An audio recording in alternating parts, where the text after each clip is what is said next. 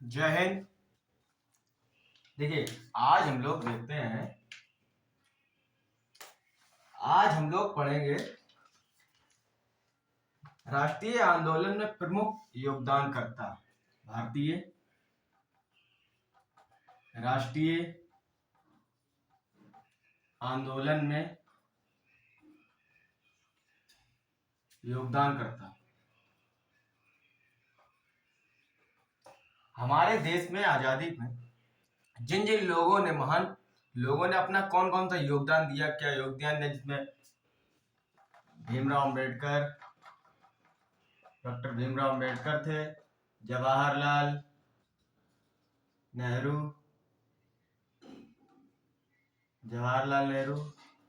महात्मा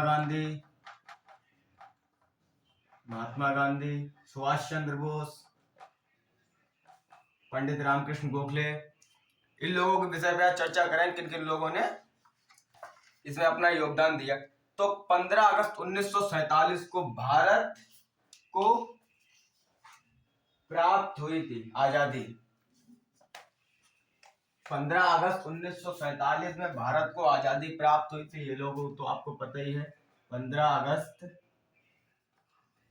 1947 में भारत को आजादी प्राप्ति हुई थी। स्वाधीनता और अखंडता के परिघटना नहीं थी यह एक, बल्कि बहुत राष्ट्रीय आंदोलन की लंबी, राष्ट्रीय आंदोलन में भाग लेने वाले लाखों आंदोलनकारियों कई वर्षों का प्रतिफल था। ये नहीं कि 14 अगस्त को गए, 15 अगस्त को आजाद हो गए, ये बिल्कुल नहीं था।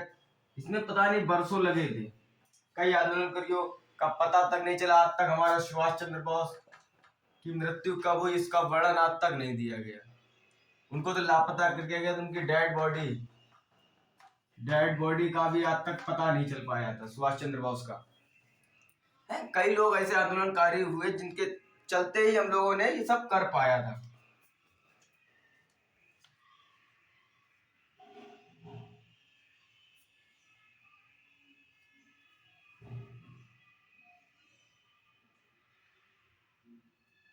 ये वाला जो हमारा युद्ध था 1885 से 1947 तक, स्वतंत्रता के लिए आंदोलन समझ लीजिए, इसे हुआ। ये उसका ही फल है जो हम लोग आज स्वतंत्र घूम रहे हैं। हम लोग आज जो स्वतंत्र घूम रहे हैं, इसी चक्कर में ये लोगों की देन है कि आज हम स्वतंत्र हैं। अपने मन की भाषा जो भी है, सब कुछ भाषाएं हैं, मन में जो भी है वो कर सकते हैं, लोगों को बता सकते हैं। तो इन नेताओं का स्वतंत्रता प्राप्ति में महत्वपूर्ण योगदान था। काफी योगदान मिला इन लोगों से हमको। तो सबसे पहले आते हैं, अब योगदान कौन कौन करता थे उनके बारे में जानते हैं। सबसे पहले आते हैं हम लोग गोपाल कृष्ण गोखले।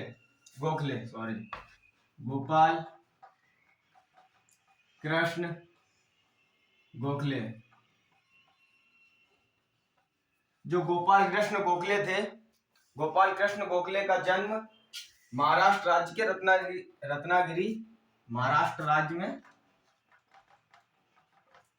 रत्नागिरी जिले 1866 में जन्म हुआ था इनका।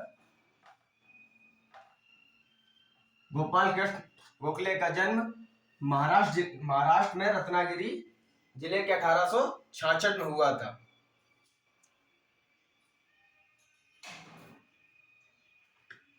गोपाल जेएस मिल, गोखले जो थे, गोखले जेएस मिल के बातों पर अधिक प्रभावित थे। गोपाल जेएस के जो राजनीतिक बातें थी, राजनीतिक वार्ताओं से अधिक प्रभावित थे।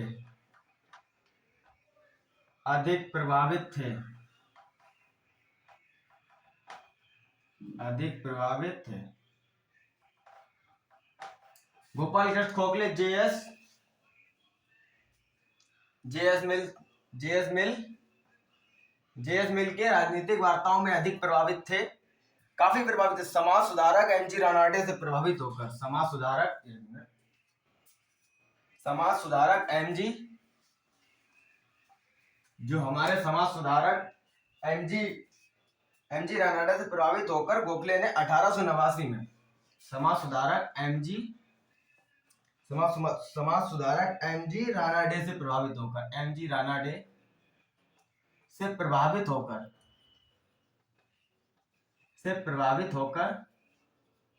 1889 में भारतीय राष्ट्रीय कांग्रेस में शामिल हो गए। भारतीय राष्ट्रीय कांग्रेस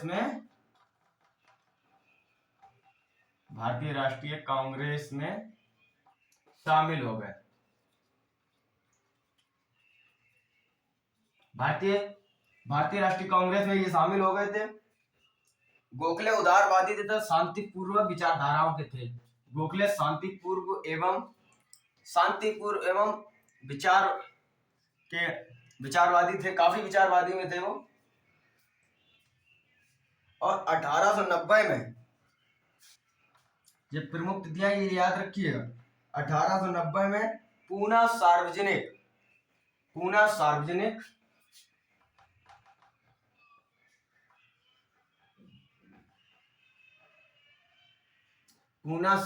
के सचिव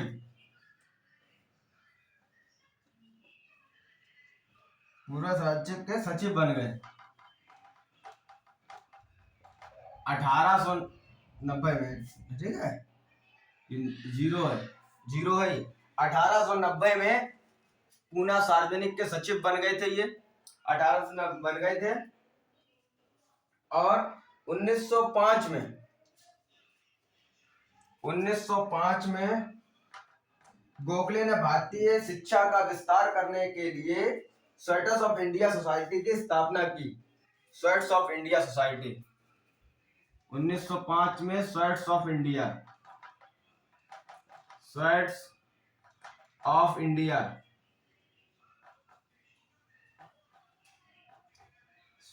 इंडिया की स्थापना की।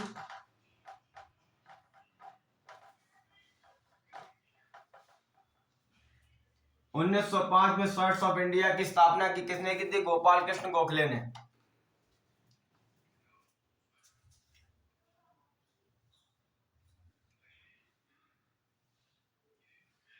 और ये 1899 में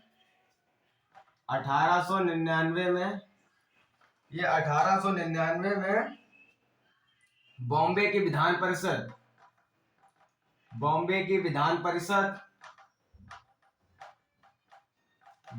विधान परिषद और 1901 में गवर्नर जनरल की इंपीरियल काउंसिलिंग के लिए चुना गया। इनको 1899 बॉम्बे की विधान परिषद और 1901 में गवर्नर जनरल इंपीरियल काउंसिलिंग के लिए इनको चुना गया था। गवर्नर जनरल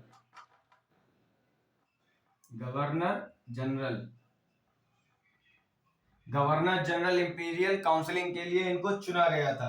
वे एक प्रसिद्ध अर्थशास्त्री भी थे। अगर क्वेश्चन आता है कि प्रसिद्ध अर्थशास्त्री कौन थे, तो गोपाल कृष्ण गोखले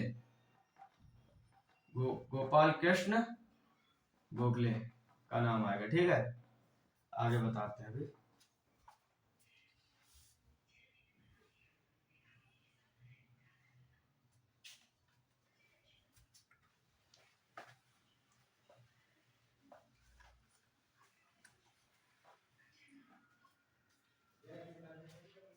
उन्नीस सौ आठ में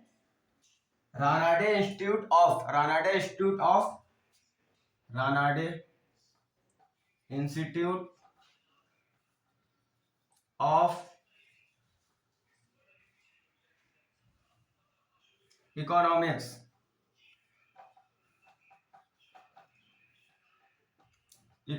की स्थापना की 1908 में। रानाडे इंस्टीट्यूट ऑफ इकोनॉमिक्स की स्थापना की थी। कब की थी? 1908 में। क्वेश्चन आ जाता है 1911 में 1911 में गोखले ने हितवाद का प्रकाशन किया। हितवाद का प्रकाशन किया 1911 में। ठीक है, 1911 में गोखले ने हितवाद का प्रकाशन किया।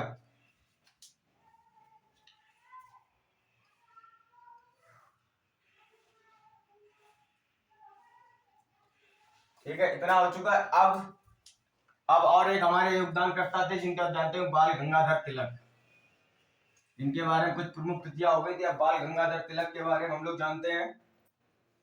बाल गंगाधर का तिलक 23 जुलाई 1856, 23 जुलाई 1856 में बाल गंगाधर तिलक, बाल गंगाधर तिलक। बाल गंगाधर का तिलक 23 जुलाई 1856 में हुआ था। याद रखिएगा, बाल गंगाधर का तिलक 23 जुलाई 1856 में हुआ था। 1876 में तिलक ने 1876 में तिलक ने पुणे में न्यू इंग्लिश स्कूल आरंभ किया था। 1876 में पुणे में न्यू इंग्लिश स्कूल का आरंभ किया। 1876 में तिलक ने पुणे में न्यू इंग्लिश स्कूल का आरंभ किया। ठीक है, 1876 में उन्होंने पुणे में न्यू स्कूल का आरंभ कर दिया था। और इनकी कुछ प्रमुख रचनाएं भी हैं, वो हम आप लोगों को बोले दे रहे हैं। बोर्ड में काफी बड़ी हो जाएंगी, नहीं आ पाएंगी, तो आप लोग नोट कीजिएगा, हम बोल रहे हैं। The Orion of research into an activity the Vedas, आप लोग भी नोट कीजिएगा।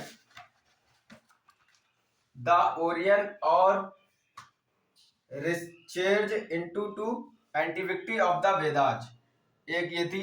इस पुस्तक को उन्होंने सिद्धांत प्रतिपादित किया था कि ऋग्वेद का लेखांकन 4500 ईसा पूर्व में किया था। ईसा पूर्व में किया था।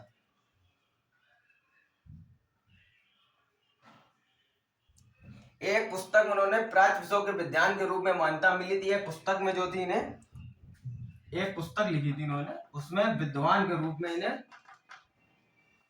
के रूप में मान्यता मिली थी कि ये विद्वान है, मान्यता मिली थी। अब इन्होंने गीता रहस्य एक लिखी थी, गीता रहस्य बुक 1915 में। गीता रहस्य कब? 1915 में। लेखक कौन थे? राइटर बाल गंगाधर तिलक।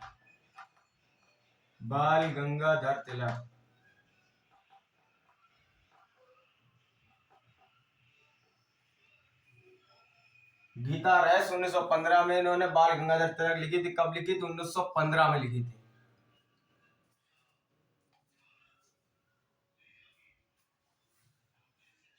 इनमें गीता के उपदेशों में दार्शनिक, एक मिनट,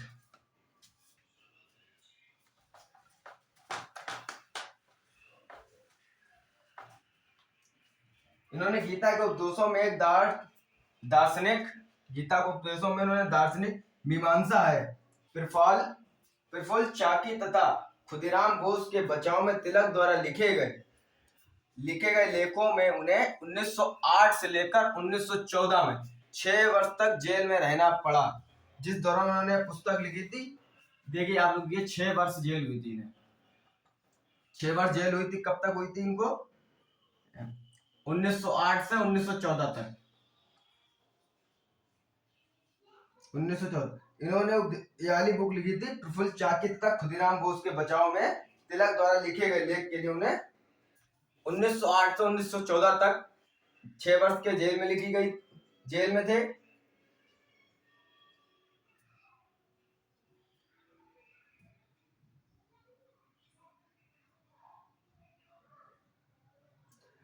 और जो गीता वाली रहस्य की बुक थी, इन्होंने जेल में ही लिखी थी, गीता रहस्य।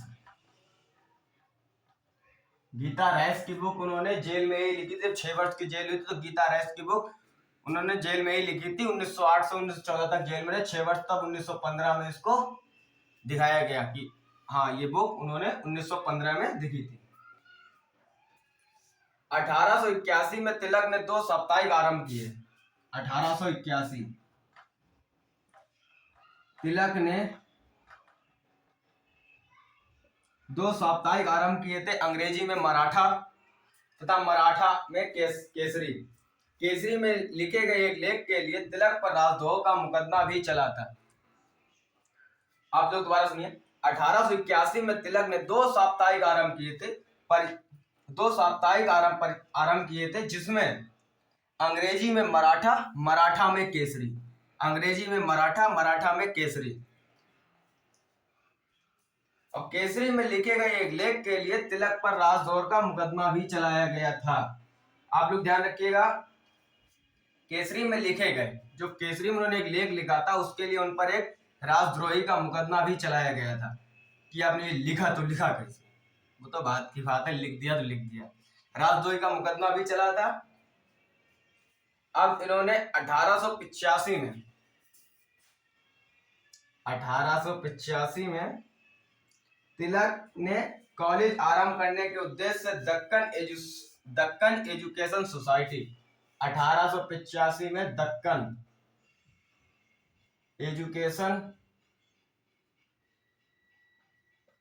सोसाइटी, दक्कन एजुकेशन सोसाइटी की स्थापना की थी। कब की थी? 1885 में दक्कन एजुकेशन सोसाइटी की स्थापना की थी। इसका नाम आगे चलकर बॉम्बे प्रांत के तत्कालीन राज्यपाल के नाम पर फर्ग्यूसन कॉलेज रखा गया था। इसका नाम आगे चलकर बॉम्बे प्रांत के तत्कालीन राज्यपाल थे उस समय, वो प्रेजेंट टाइम में जब राज्यपाल थे वहां के, तब उनके नाम पर रखा गया था फर्ग्यूसन कॉलेज। फर्ग्यूसन कॉलेज रखा गया था, ठीक है। 1889 में 1889 थे, ये कांग्रेस में शामिल हो गए थे। 1889 में कांग्रेस में शामिल हो गए थे। कौन? बाल गंगाधर तिलक जो थे 1889 में कांग्रेस में शामिल हो गए थे। अब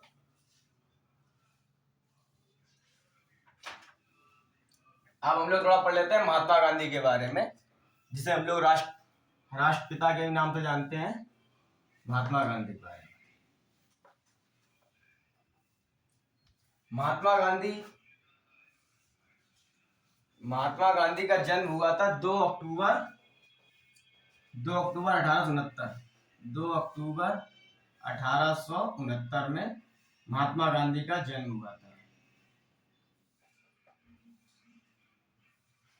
महात्मा गांधी का जन्म कहाँ हुआ था? गुजरात के पोरबंदर में 2 अक्टूबर 1869 में गांधी जी का जन्म हुआ था, जिनकी नोट पर फोटो होती है, ठीक है। 1893 में गांधी जी ने भारतीय मुसलमान 1893 में 1893 में गांधी जी ने 1893 में पता आपको गांधी जी ने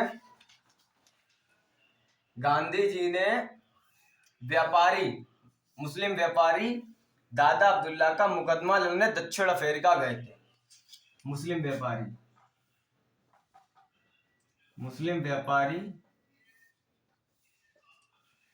व्यापारी का मुकदमा लड़ने कहाँ गए थे? दक्षिण अफ्रीका गए थे।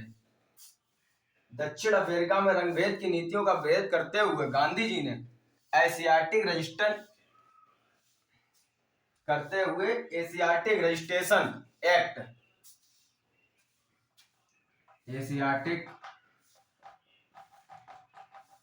रजिस्ट्रेशन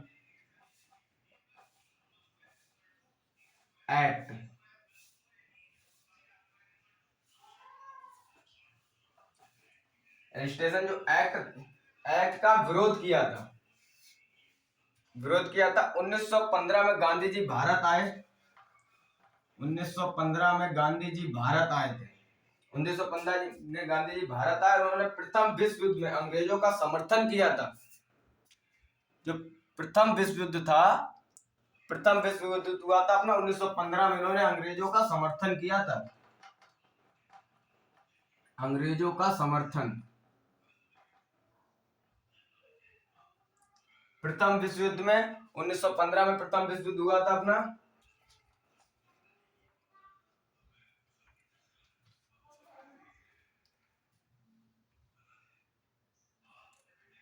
और भारतीय सेनाओं को शामिल होने के लिए जब 1915 में अंग्रेजों का समर्थन दिया था प्रथम विश्व युद्ध में, तो उन्होंने भारतीय सैनिक को प्रोत्साहन किया था कि इसमें शामिल हो अंग्रेजों की तरफ। ये किसने? गांधी जी ने, हमारे गांधी जी ने उनका समर्थन दिया था। और द्वितीय बोअर युद्ध 1899 से 1902, सेकेंड बोअर युद्ध।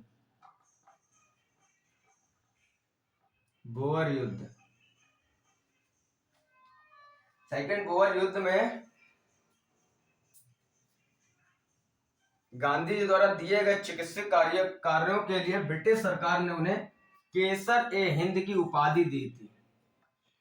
केसर ए हिंद।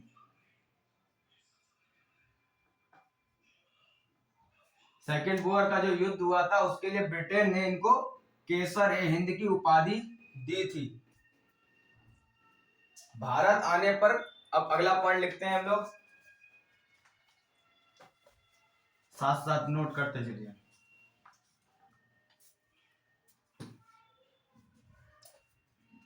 भारत आने पर गांधी जी ने साबरमती के किनारे, भारत आने पर गांधी जी ने साबरमती नदी के किनारे साबरमती आश्रम की स्थापना की थी। भारत आने पर गांधी जी ने साबरमती नदी के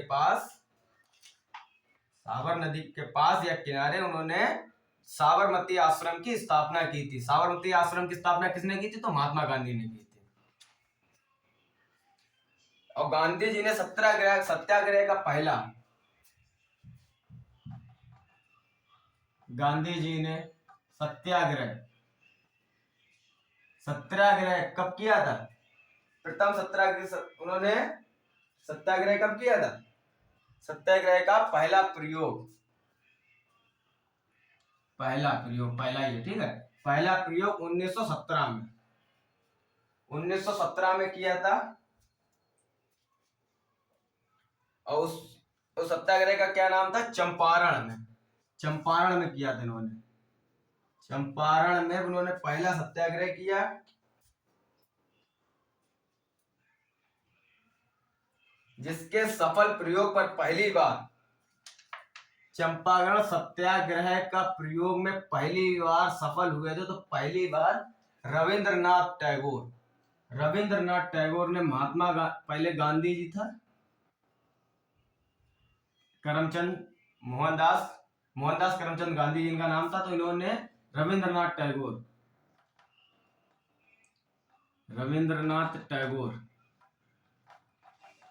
टैगोर ने पहली बार महात्मा कहा था। रविंद्रनाथ टैगोर ने गांधी जी को 1917 के सत्याग्रह में, जो चंपारण में सत्याग्रह हुआ था 1917 में, उसमें रविंद्रनाथ टैगोर ने पहली बार गांधी जी को महात्मा कहा था।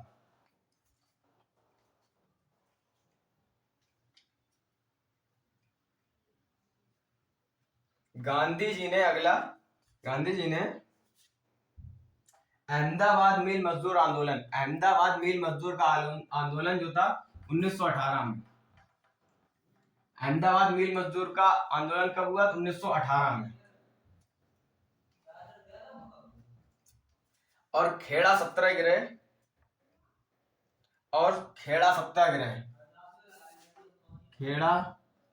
सत्याग्रह और ये अहमदाबाद मिल मजदूर, मिल मजदूर आंदोलन।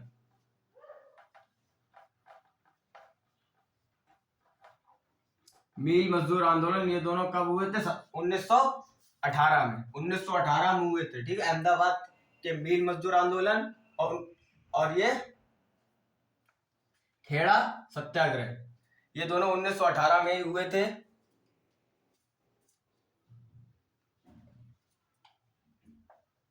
और गांधी जी ने 1920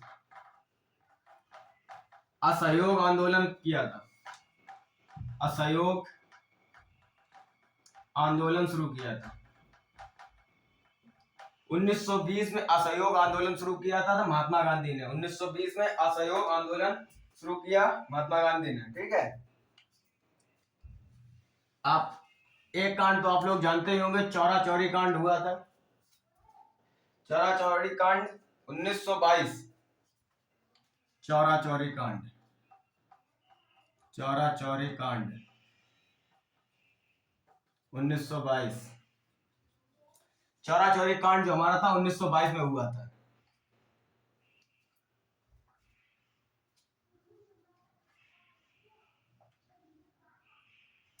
और जो चौरा चौरी कांड के बाद ही उन्होंने असहयोग आंदोलन स्थगित किया था। इससे पहले भी बताया था हमने, असहयोग आंदोलन चौरा चौरी कांड के बाद ही असहयोग आंदोलन उन्होंने स्थगित किया था। बंद नहीं किया, स्थगित मतलब रोक दिया था। नवंबर 1924, नवंबर 1924 में गांधी जी और सीआर दास तथा मोतीलाल नेहरू ने संयुक्त वक्तव्य जारी किया, जिसे गांधीदास पैक्ट के नाम से जाना जाता है। नवंबर 1900 क्या लिखेंगे इसमें? गांधीदास पैक्ट, गांधीदास पैक्ट।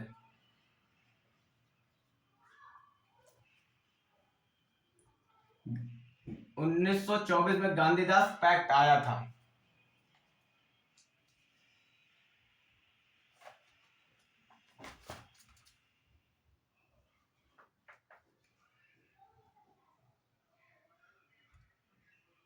हमारा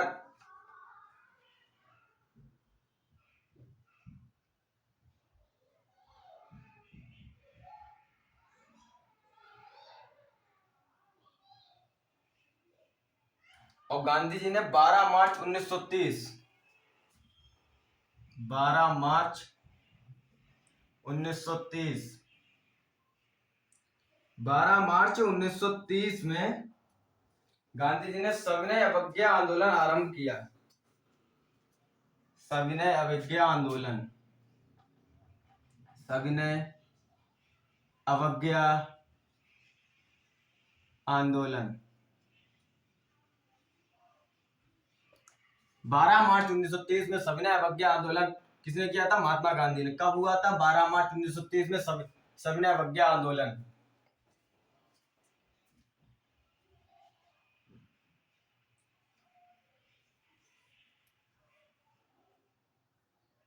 और 6 अप्रैल 1930, 6 अप्रैल 1930, 6 अप्रैल 1930 को गांधी जी ने नमक कानून तोड़ा। नमक कानून तोड़ा। कब तोड़ा? 6 अप्रैल 1930 को गांधी जी ने नमक कानून तोड़ा था। 5 मार्च 1931 गांधी इरविन समझौता। 5 मार्च 1931 गांधी इरविन समझौता हुआ था। ये समझौता कहां हुआ था? दिल्ली में। गांधी इरविन समझौता अपना दिल्ली में हुआ था। दिल्ली में इसका समझौता किया गया था गांधी इरविन का। 5 मार्च 1931 से गांधी इरविन का समझौता हुआ था।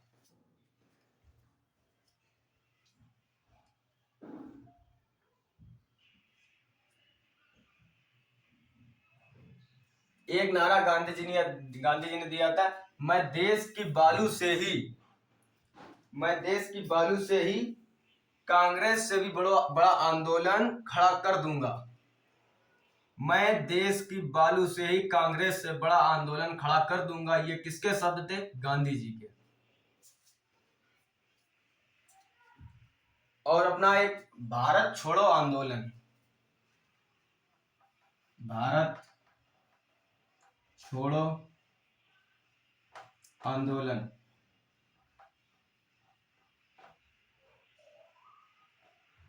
भारत छोड़ो आंदोलन ये कब हुआ था?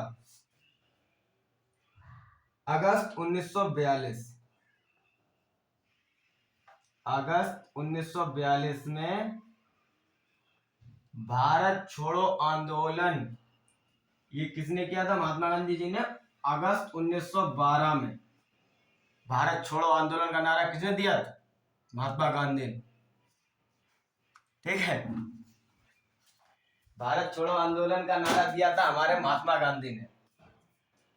आज के लिए बस इतना ही। जय हिंद।